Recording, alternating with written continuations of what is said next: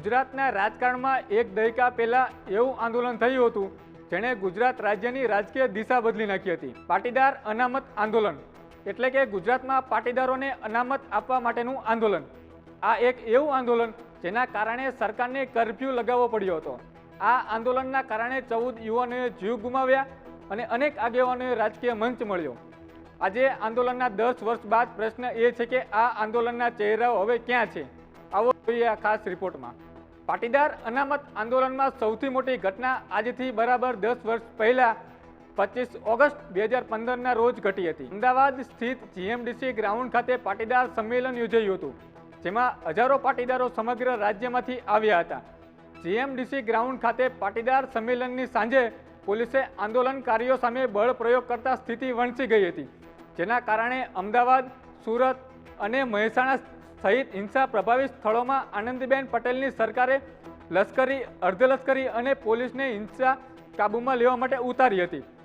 આંદોલન વધુ ઉગ્ર બન્યું અને હિંસામાં 14 પાટીદાર આંદોલનકારીઓ શહીદ થયા। આ આંદોલનમાં 650થી વધુ લોકોની ધરપકડ થઈ અને સાથે અનેક લોકો ઘાયલ થયા હતા। સરકારી સંપત્તિ અને બસોને પણ નુકસાન થયું હતું। આંદોલનનો મુખ્ય ચહેરો હાર્દિક પટેલ સામે રાજદ્રોહનો કેસ નોંધાયો। આ આંદોલનના પરિણામે મુખ્યમંત્રી આનંદીબેન પટેલે 3 ઓગસ્ટ 2016ના રોજ રાજીનામું આપ્યું। ત્યારબાદ ગુજરાતના મુખ્યમંત્રી તરીકે વિજય રૂપાણી બન્યા। સરકારે સામાન્ય કેટેગરીમાં આવતા વિદ્યાર્થીઓ માટે મુખ્યમંત્રી યુવા સ્વાવલંબન યોજના જાહેર કરી અને 1000 કરોડનું બજેટ રખાયું।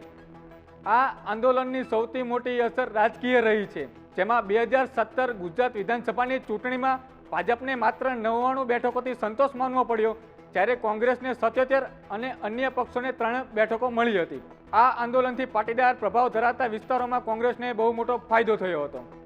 આંદોલન દરમિયાન ઘણા આંદોલનકારીઓએ રાજકારણમાં ન જવાની અને કોઈ રાજકીય પક્ષ સાથે ન જોડાવાની પ્રતિજ્ઞા લીધી હતી, પરંતુ આજે મોટા ભાગના રાજકારણમાં સક્રિય છે। જોઈએ કોણ ક્યાં છે। હાર્દિક પટેલ, જેઓ પાસ સમિતિમાં મુખ્ય રહ્યા હતા, જે પહેલા કોંગ્રેસમાં અને હાલ વિરમગામથી ભાજપના ધારાસભ્ય છે। વરુણ પટેલ, જે હાલ ભાજપમાં છે। રેશમા પટેલ, ભાજપ, ત્યારબાદ એનસીપી અને હાલ આમ આદમી પાર્ટીમાં છે।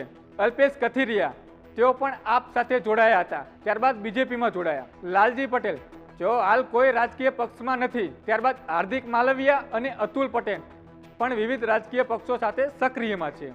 10 વર્ષ પહેલા શરૂ થયેલા આ આંદોલને અનેક ચહેરાઓને સત્તા સુધીનો રસ્તો બતાવ્યો, પરંતુ જે 14 પરિવારો પોતાના સંતાનોને ગુમાવી બેઠા, તેઓના પ્રશ્નો આજે પણ અધૂરા છે। નેતાઓ બદલાયા, પક્ષો બદલાયા, પણ ન્યાયનો સવાલ યથાવત છે। તમારું શું કહેવું છે એ કોમેન્ટ બોક્સમાં જરૂર જણાવજો।